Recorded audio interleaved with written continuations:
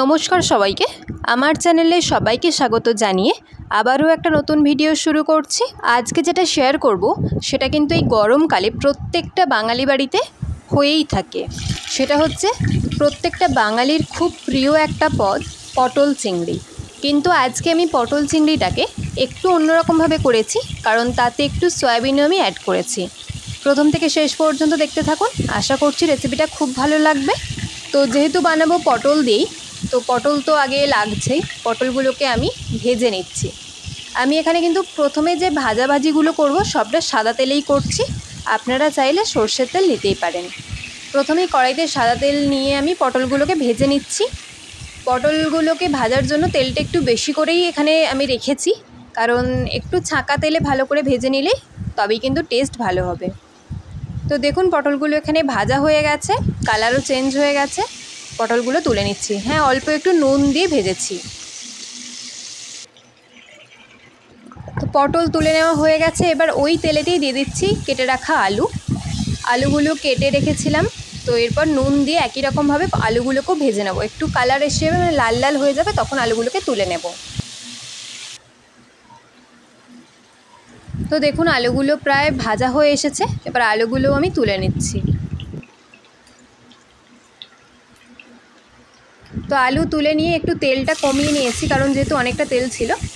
তেলটা কমিয়ে নিয়ে কিছুটা তেল রেখে তাতে দিয়ে দিলাম চিংড়ি মাছগুলো। চিংড়ি মাছটা নুন হলুদ মাখিয়ে রাখা ছিল প্রায় 10 মিনিট মতো। তো চিংড়ি মাছগুলোকে খুব হালকা করে জাস্ট 2 থেকে আড়াই মিনিট মতো একটু নাড়িয়ে চাড়িয়ে উল্টে পাল্টে ভেজে নেব।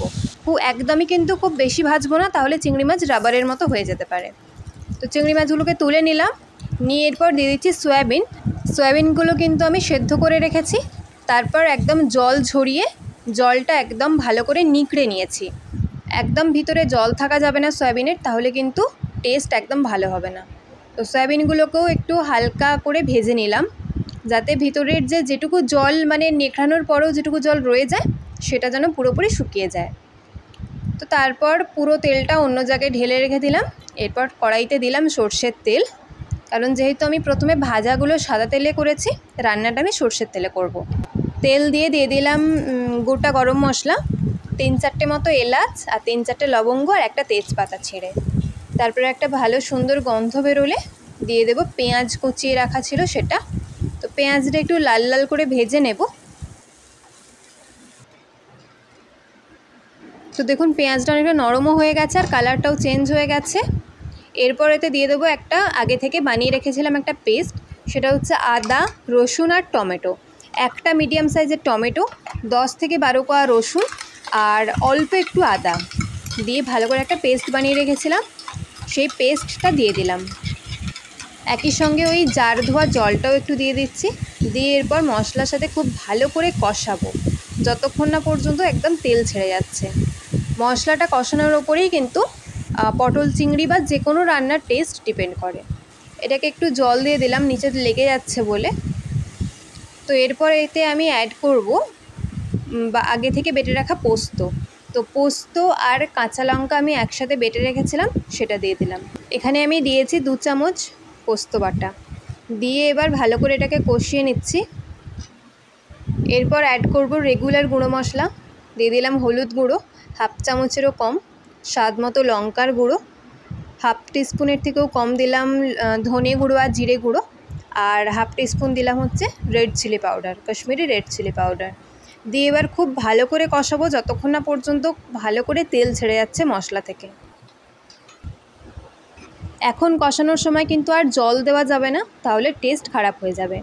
তো ভালোভাবে ফ্লেমটাকে লোয়েতে রেখে ভালো করে একটু টাইম নিয়ে কষাবো। কষানো হয়ে গেছে, তেলও ছেড়ে গেছে। দিয়ে দিলাম ভেজে রাখা সবজি, চিংড়ি মাছ আর সয়াবিন দিয়ে এবার ভালো করে এটাকে কষাবো। ওই ধরুন 5 থেকে 7 মিনিট মতো মিডিয়াম ফ্লেমে রেখে এটা কষানো হয়ে গেলে, যখন দেখব সব কিছু মানে মশলাটা আলু পটলের সাথে খুব ভালো করে মিশে গেছে, তখন জানবো এটা ভালো করে কষানো হয়ে গেছে। এরপর দিয়ে দেব গরম জল। গরম জল মানে জলটা কিন্তু আমি ফুটিয়ে রেখেছিলাম, আপনারা দেখে বুঝতে পারছেন জলটা দেওয়ার পরেই কিন্তু সঙ্গে সঙ্গে ফুটতে শুরু করেছে। জলটা আমার ফোটানো জল ছিল একদম, তো যাতে বেশিক্ষণ আর গরম হতে সময় না লাগে। এরপর স্বাদ মতো নুন চিনি দিয়ে ভালো করে নাড়িয়ে চাড়িয়ে নিয়ে এটাকে সেদ্ধ হতে দেব। তো যখন দেখব সব কিছু ভালো করে সেদ্ধ হয়ে গেছে, নামানোর আগে দিয়ে দেব 1 চিমটে গরম মশলা আর সঙ্গে দেব একটু কসুরি মেথি। কসুরি মেথি দেওয়ার জন্যই কিন্তু একদম যে অনুষ্ঠান বাড়ির যে একটা স্মেল, সেটা কসুরি মেথির জন্যই আসে। কসুরি মেথিটা দিয়ে তারপর 5 মিনিট একটু চাপা দিয়ে রেখে দেবো, তারপর এটাকে সার্ভ করে দেব। তাহলে দেখতেই পেলেন কতটা সহজে বাড়িতে পটল চিংড়ি বানিয়ে নিতে পারবেন অনুষ্ঠান বাড়ির স্টাইলে। এরকম নতুন নতুন সহজ রেসিপি পাওয়ার জন্য চ্যানেলটা সাবস্ক্রাইব করে পাশে থাকবেন, লাইক কমেন্ট শেয়ার করবেন। আর যদি কোনো রেসিপি দেখতে চান অবশ্যই কমেন্টে জানাবেন, আমি শেয়ার করব আপনাদের সঙ্গে। তো দেখুন, বলছিলাম কসুরি মেথির কথা, একদম অল্প করে 1/2 চামচ মতো কসুরি মেথি দিয়ে দিলাম একটু হাতে ঘষে নিয়ে। তারপর এটাকে 5 মিনিট চাপা দিয়ে রেখে দেবো, ফ্লেম বন্ধ করে, তারপর সার্ভ করে দেবো। তাহলে আজকের মতো এখানেই শেষ করছি, আবার দেখাবো অন্য কোনো রেসিপির সঙ্গে। ভালো থাকবেন, সুস্থ থাকবেন, আজকের মতো টাটা।